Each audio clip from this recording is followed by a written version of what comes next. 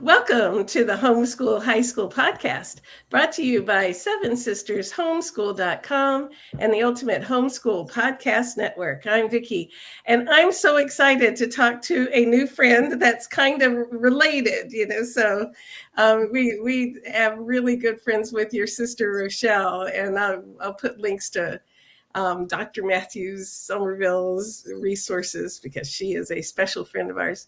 Anyway, this is Keisha Berry, who brings us resources that I'm so excited about because it works with our students on the spectrum and other special needs. We need these resources. So Keisha, first, would you say hey to everybody and tell us about your homeschool story? Hi, everyone. Well, first of all, thank you, Vicki. I am so excited to be here as a related member of the family. Yeah. Yes, my sister, Dr. Matthew Somerville, has definitely paved the way for me. She's actually 10 years older than me, so I'm excited to be here, and I've managed to carve out my own way a little bit, but she certainly was the inspiration for my homeschool. Yeah. When I began, she was actually already homeschooling. She had decided that was going to be her thing. And we all kind of looked at her like, are you crazy? What does this even mean? But I actually started off as a special education teacher. And while I was a special education teacher, my son was at my school. And he just started having some challenges. I mean, very, very bright kid, definitely neurodivergent. We never pursued the diagnosis, but I would start to get comments in his report card that he was hyperactive and inattentive. And he also did the testing for the talented and gifted program. So we were definitely dealing with the twice exceptional young man. Yes. And to be honest with you, the more I learned about him and his needs, school just felt so much more like a box. And he was ready to explode. And so I pulled him out of school in the first grade. It was supposed to be a temporary thing. Rochelle, she kind of said to me, well, just try it, just pull him out. I didn't really have enough money to send him to a private school. And I didn't really know what to do next. So she said, just homeschool him. And then you can figure it out. And it's been 14 years. He graduated 2 years ago. He's in college now. And my husband and I now have 3 more daughters that are homeschooled. And we just never look back to those kind of traditional settings. And we've been home educators ever since. So your oldest has gone all the way through high school graduation and is in college. Another 2E success story. So thank you for sharing that. And that's it. It's so important because there's so many parents with 2E kids and other all kinds of differences. And sometimes in the traditional schooling, it's just going to box them out. And homeschooling is so wonderful because we can do what's best for our kids. Absolutely. So, yeah. All right. And so you have a very unique background because you have the combination of special ed teaching, like in feet on the ground teaching, plus your master's in speech therapy, like there's so many levels of expertise going on here. So tell about your training, and then let's talk about your resources because it's so important and so valuable. Yeah, absolutely. So I actually started off thinking, so Rochelle was actually a teacher first. And so I've done everything that she's done for a long time. And so I observed her in a classroom. I used to shadow her as a teenager when she was one of the leads in the autism program in our local school system. And so I was kind of, this is when you could like bring your little siblings to school and nobody asked any questions. And so I used to kind of go and shadow her. And one day I saw a kid pulled for speech therapy. So I decided that I wanted to combine both special education and speech therapy. So my undergraduate degree is actually in early childhood and special education. And then my master's degree is in communication sciences and disorders. So I've been practicing as a speech language pathologist now for about 14 years, the same amount of time that I've been homeschooling. And when I decided that I was going to start my own practice, I didn't want to have to choose. I didn't want to have to choose education, and I didn't want to have to choose a therapy side. So that's where the Spectrum Education and Therapy Center name comes from. A lot of people think I'm referring to the autism spectrum, but it's actually the spectrum of education and therapy services. So we provide a variety of specialty services, and we actually specialize in supporting neurodivergent homeschoolers. That was always my dream, because I believe that parents could do it if they just had the right supports. And and a lot of times the concern or the reservation about pulling the child out of school was, well, what am I supposed to do about the IEP? So kind of in a playful way, I explained we're the homeschool related services team. So we have speech therapy, we have occupational therapy, we have special educators, we have psychologists who can do assessments, we have counselors. So and if there's something else that somebody provides on the IEP, we can find it. But I don't want resources to be a reason why families believe they can't homeschool. Yeah, this is so valuable. So excuse me. Go over the list of your resources, because homeschoolers, like our neurodivergent kids, are not lost. They are waiting to be developed. And when you have the right resources and support, they're going to do all the wonderful things, just like your older son. So say your list of services again, because these are also digital. So not you have in-person and virtual services, right? That's right. So we actually provide virtual services, which means we actually serve anywhere where there's a Wi-Fi connection. And we have therapists that are from all over, because many times therapists have to be licensed in the state that they're providing services in, even if it's virtual. But we provide, and also I just want to make a quick note that what's really important about our practice is that we have homeschool friendly providers. And I say that because I can't tell you how many times, families have gone to developmental assessment centers and the recommendations say, place your child in school so that they can access all of these services. And I'm like, no, homeschooling is a viable option. And if you find homeschool friendly providers that believe that you can do this, then that's the team that you want to build around, yourself at home. So at Spectrum, we offer a couple of things. First and foremost, speech and language pathology services, including evaluation and treatment. Also occupational therapy services, physical therapy services. We also do psychological evaluations. We also do educational testing, which may include things like dyslexia testing. Also clinical evaluations. Sometimes families suspect there may be ADHD or executive functioning. So we can do those kinds of assessments as well. And we have special educators who can just do performance-based assessments. And I always say those performance-based assessments are important because they tell you where the child is and what to do about it. Right? Yes. That's important. Yeah. Yeah. As homeschool moms, we often know our kid is at a different place. And if you have somebody with other eyes to look, who's got expertise and is homeschool friendly, what you get is a kind of support and advice that can help. It just makes me so happy about all those resources. So, all right, let's give, if you don't mind, kind of some examples of ways you worked with your 2E son over the years, because not only are you the homeschool mom, but you were the expert, so that you could use both the homeschool mom love, but also your training and helping him become his best self. So what are some things that y'all did? Yeah. Okay. Well, first of all, two things come to mind. So let's talk about the part that in the beginning felt like it was getting in the way. It was, why won't you just sit still at the table? Yes. The first thing that I had to learn was that math can be done upside down on the steps. And I really don't have a good reason to force you to sit at a table if you can swing, or you can do it outside on the front porch, or you can do it on the steps. So there was a lot of, and remember, I was coming from a traditional school setting. So there was a lot of undoing that I had to do myself so that I could better serve my son. So that was a big deal in the beginning, figuring out what learning looks like. And he has taught me it looks like all kinds of things, all kinds of things. And he can learn in ways that I couldn't. He explained to me one day that actually having multiple sounds going on helped him focus, because he had to be intentional about ignoring things, and being intentional about ignoring sound helped him focus on what he was doing. Isn't that the coolest thing? How did you teach him to know himself, to be able to use his words to say that.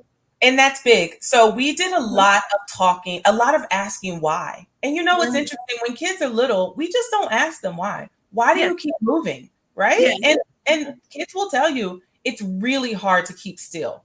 It's really hard to pay attention. And so then my job as the mom is to figure out, okay, so it's hard to keep still. Let's not keep still. Can you do the lesson if we're not keeping still? But that was definitely key, especially as he's now in college, because now he really knows himself. He knows that study groups are not that great for him. He is easily distracted. So when he actually needs to study, he goes to the library and gets a library room, because anything else, anything else is going to be really difficult or impossible for him. But another thing that came to mind is that as he got older, that the gifted part of him started to take over, in the sense that I would want to teach him 5 things, but his brain would want to expand those 5 things into these vast conversations about things that I couldn't relate to. I couldn't figure out where his mind was going. And so there was a pivotal point in our homeschool where I learned not to focus on what to learn, but to focus on how to learn. And once I embraced helping him embrace how to learn, he could learn anything. By 8th grade, he was learning things. He's like, Mom, let me tell you what I just learned. What do you think about this? And I'm like, wow, I never knew that. So he really became self-taught as it relates to his interest as he got older, but he needed the freedom to embrace the fact that I've always known with my son, even until this day, if we start a simple conversation, he's going somewhere grand. That conversation is really going to develop. Do you sometimes have to kind of take a deep breath and kind of stay in there on the conversation, like listen to the whole thing? I do. And sometimes I find myself being the one that's distracted. His brain just is always, he's still that kid. And it's really fun to see him as an adult now, because he's still that little boy that was 6 or 7 years old that used to get in trouble at school for talking too much. He still talks a lot. Now people are just, he's older. He's found his people, which I tell people all the time that happens. Yes. He's found his people. They have similar interests, and him and all of his friends, they all do the same thing. And so it's been a beautiful experience to really watch him grow into who he is today. How did you help him discover his interest, or did he just do that all by himself and you gave him permission to run with it? Yeah, I think that he was given freedom, right? There's an element of freedom that comes with homeschooling. There was like, well, here's what we have to learn, but let's go to the library and pick out some books. And so, he discovered book series that I would have never picked for him. Right? He has always been into, for example, Greek mythology. He has loved Greek mythology since he was a child. And now he is actually planning to study abroad in Greece for his junior year in college. And so it's all coming together. He's just had the freedom to choose in some instances. So really helping him be a part of what he learns has been crucial. Sounds like you helped him to believe in himself. Absolutely. Yeah. Absolutely. Yeah. That's such a gift. You can give, like, if we can give them anything to believe in themselves. Absolutely. And I always tell parents, the things that they're checking for on the homeschool reviews aren't sometimes the most important things that you can teach. Right? You're teaching love of self. You're teaching character. You're teaching citizenship. You're teaching how to be a decent person. And those things really matter. They really matter. Yeah. So if we had a homeschool mom, and she goes, I'm watching all of a sudden, my teenager, like I'm pulling him from school because he's just feeling terrible about himself. And, the teachers say he doesn't pay attention, and his peers aren't really connecting with him. And they come to you and say, what do we do with this young, like ninth grader?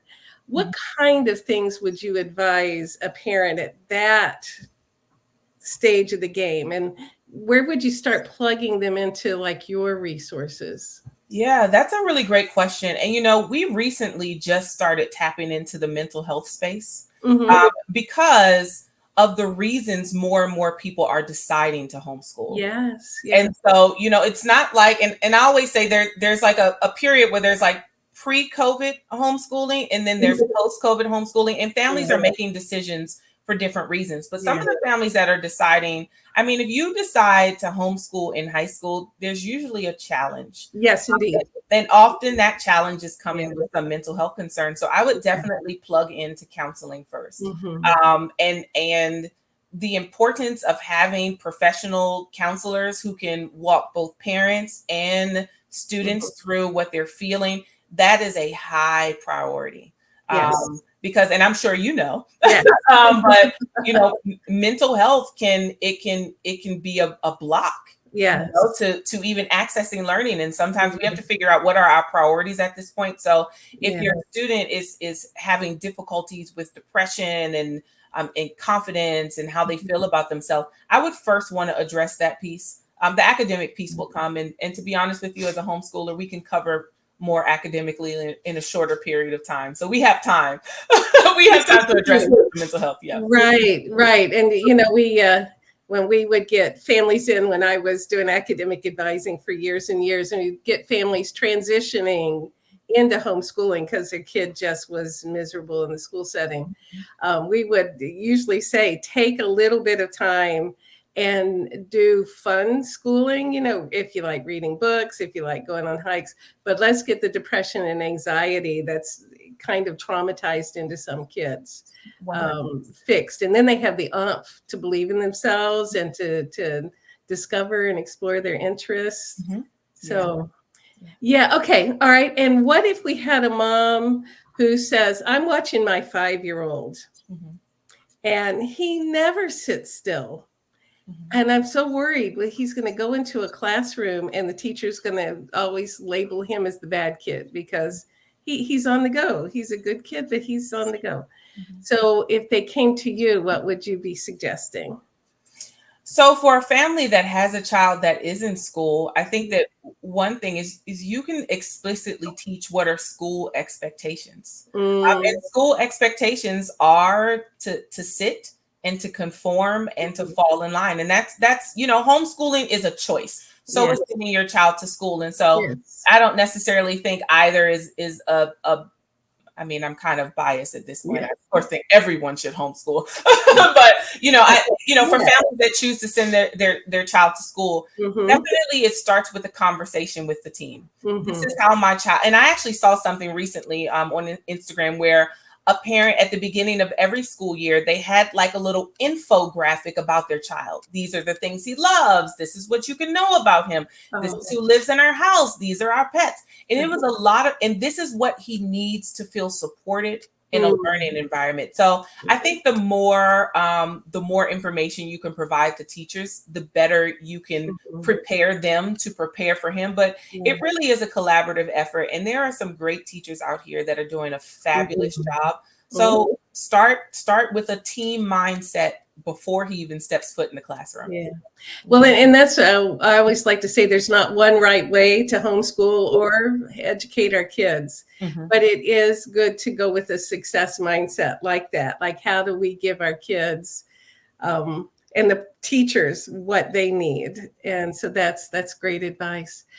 All right. So how would, let's do resources. So tell people how to get in touch with you and how to get connected with your resources. Yes, absolutely. So if you are on Instagram, you can find me at SETC Learning, and that's Spectrum Education Therapy Center. That's what the SETC stands for. So SETC Learning. If you are on Facebook, it is Spectrum_ETC. Remember that ETC is for Education and Therapy Center. And also our website, www.setclearning.com. You will be able to find me on one of those platforms, and I hope you do. Just it's so exciting to see the resources there. And if folks are in the Maryland, Virginia area, where could they connect? Because you got hands-on stuff, like you've got people right on the ground in activities sometimes too, right? We do, absolutely. And we actually put out, and we're in the DC, Maryland, and Virginia area, right there in the middle. Yeah. We actually put out a monthly calendar. We actually we coordinate homeschool field trips. So every month we have some sort of homeschool meetup. We also teach English language arts classes. And all of our meetups are totally inclusive because, you know, sometimes families are like, well, you know, my child presents with these challenges. And I'm just like, well, I can't point people out to you, but I can tell you you're not alone. So come and feel welcomed. And it's a welcoming environment. We have a consistent group of families that hang out together, but those calendars are posted monthly on our social media platforms. And that is something that is so valuable for the kids to be on field trips and know that if they have a diversity of some kind, that does not make them defective, and there's other friends out there. So yeah, thank you for all you do, Keisha. Also, Keisha and I are on the team at National Homeschool Advocacy. And so that is a resource I want to plug for everybody. It's such a wealth of resources and information and support. So yeah. Well, thank you, Keisha, for spending some time. I was telling Keisha when I logged on here today, I'd locked myself out of my own office. So it took me a minute to so, all right. Well, this has been the Homeschool High School Podcast, brought to you by Seven Sisters Homeschool.com and the Ultimate Homeschool Podcast Network. Thank you to Seth Tillman for editing. Thank you for Richie Soares for transcriptions. And we will see everybody next week. Thank you.